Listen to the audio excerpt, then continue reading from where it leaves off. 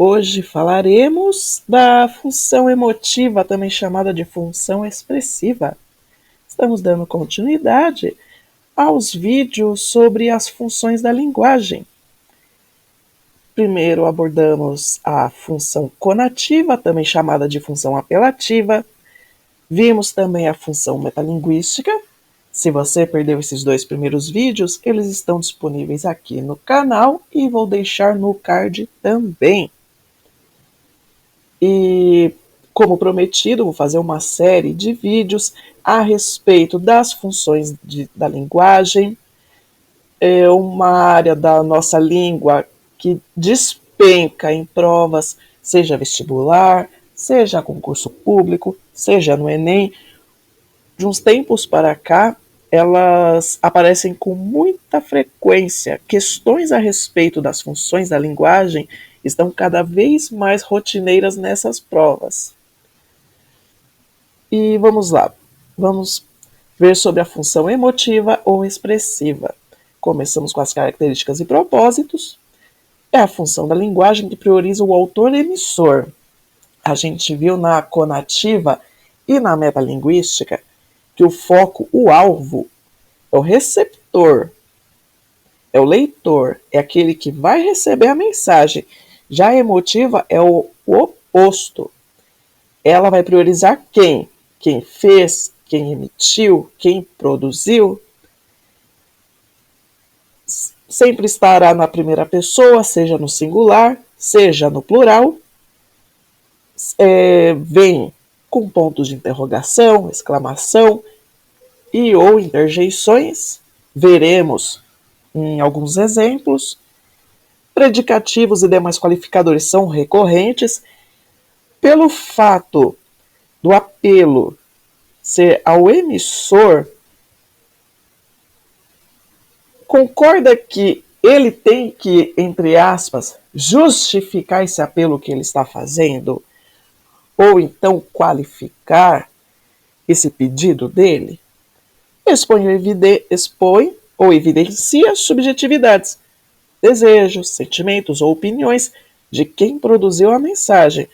Olha lá, reforçando a ideia de que quem vai receber é o menos importante. O importante aqui é quem está emitindo, quem está produzindo. Ele vai ser o foco da mensagem. E onde encontramos essa função emotiva ou expressiva?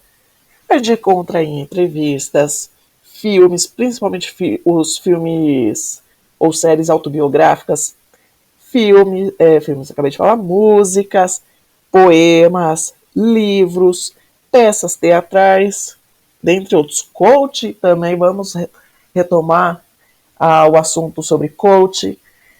Muitos falam, muitos não, eu não vou especificar, mas existe um coach muito famoso no Brasil que nas palestras dele, ele se coloca como um ser com muitas habilidades, ao ponto de consertar um helicóptero sem conhecimento prévio de mecânica daquele veículo, que ele consegue aprender a nadar em apenas 2 dias. Você vê que essas falas dessa pessoa, ele coloca o centro ele mesmo.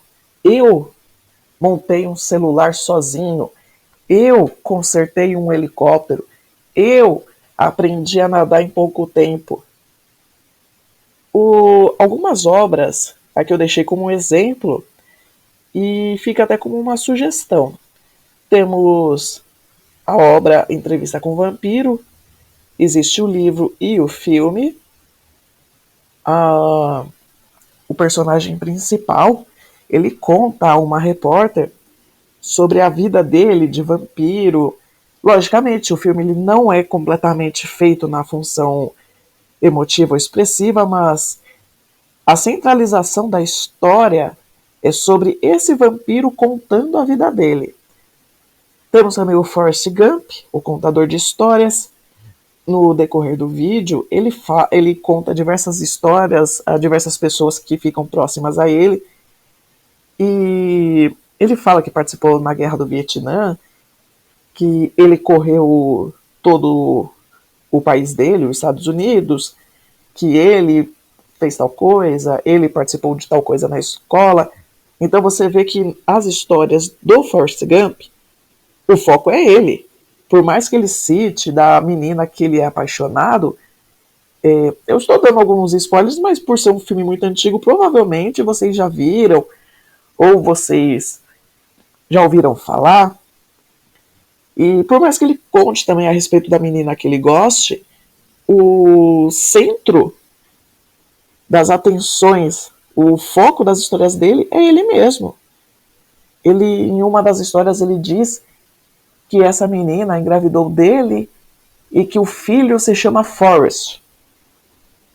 Bem, já dá para perceber. A outra obra aqui que eu recomendo se chama O Olhar no Paraíso. Quem é muito sensível, eu não recomendo assistir. É um filme que a personagem principal, ela sofreu um crime, foi vítima de um crime, e ela conta ao telespectador como as coisas estão no ponto de vista dela, o céu, as preocupações dela, as emoções, também, igual a entrevista com o vampiro e Forrest Gump, o filme não fica só nesse foco de diálogo, mas são as falas-chave da obra. Por essa razão, eu trouxe esses 3 exemplos aqui para mostrar aqui para vocês alguns poucos lugares que encontramos a função emotiva. Há também poemas, tem um poema da Clarice Lispector, também bem conhecido. E músicas, a gente vai ver agora.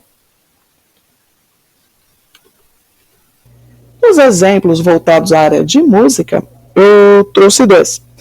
Um exemplo nacional e outro estrangeiro. Aqui, a música nacional, eu trouxe como exemplo a música chamada Zé Ninguém, da banda Biquíni Cavadão. Ele tem muitos trechos da música que está em primeira pessoa do singular, ou as partes aqui sublinhadas. Cada dia eu levo um tiro, eu não sou um ministro, eu não sou um magnata, eu sou do povo, eu sou um Zé Ninguém. Aqui a gente percebe que o autor ele quer expressar a posição de um cidadão comum, entre aspas, sem valor, com uma vida difícil sem os benefícios de quem está no alto. Aqui, o intérprete, ele tem a voz do personagem principal da música, que ele fala dele mesmo, ele diz que na posição dele as leis são diferentes, e não é fácil a vida dele. Outro exemplo aqui que temos é a música Help, dos Beatles. As partes em negrito: eu preciso de alguém, você sabe que eu preciso de alguém. Quando eu era jovem, muito mais jovem do que hoje, eu nunca precisei da ajuda de ninguém. E eu não estou tão seguro de mim. Agora decidi mudar minha mente. A letra descreve que é alguém que não recebe a atenção desejada, é inseguro, sem uma pessoa que o ame, e o intérprete, novamente, ele dá a voz ao personagem principal, que é a primeira pessoa. O personagem da música, ele está narrando a posição dele no fato. Aqui temos uma entrevista da Folha com o cineasta Pedro Almodóvar. A Folha perguntou para ele sobre personagens femininos, personagens de mulheres, e alguns trechos da resposta do cineasta: eu gosto mais das personagens femininas, também gosto de personagens masculinos, mais do que de mim mesmo. Se tem um bom ator, temos melhores atrizes. Certo que eu no roteiro apoio muito mais, mas acho... Veja, a resposta dele está quase completamente na primeira pessoa do singular. Um trecho aqui, primeira pessoa do plural. Então ele colocou o quê? O gosto dele na resposta, a opinião dele, o ponto de vista dele. A maioria das entrevistas são dessa forma. A resposta será sempre aos olhos, a opinião de quem está sendo entrevistado. Função emotiva também é encontrada na linguagem mista e na linguagem não verbal. Um exemplo de função emotiva são os emojis. Por exemplo, se alguém te manda uma piada no WhatsApp, você vai mandar o quê? Um emoji de risada para demonstrar que você achou aquilo engraçado ou que você está rindo com aquela piada. Se alguém te elogia, faz um elogio surpresa por mensagem, você provavelmente vai mandar um emojizinho envergonhado. A segunda imagem aqui temos um artista cantando dentro de um gramofone. Isso quer dizer o quê? Que o que está saindo do aparelho de música é sobre ele. Na terceira aqui temos uma tirinha. Eu não sou tão alta para ser uma árvore. Não se preocupe, Germe. Um dia você será uma árvore grande. Na verdade, eu sou uma grama. E aqui um destaque que já se passaram 10 anos. Então, veja aqui na tirinha que o foco é a grama. Ela diz sobre a estatura dela e no final ela conclui que ela não vai crescer porque ela é uma grama. No último quadrinho aqui temos a figura de um rapaz. Uau, eu venci, eu sou demais, consegui a aprovação, ninguém me segura. Veja que toda a fala dele é a respeito de um sucesso que ele obteve.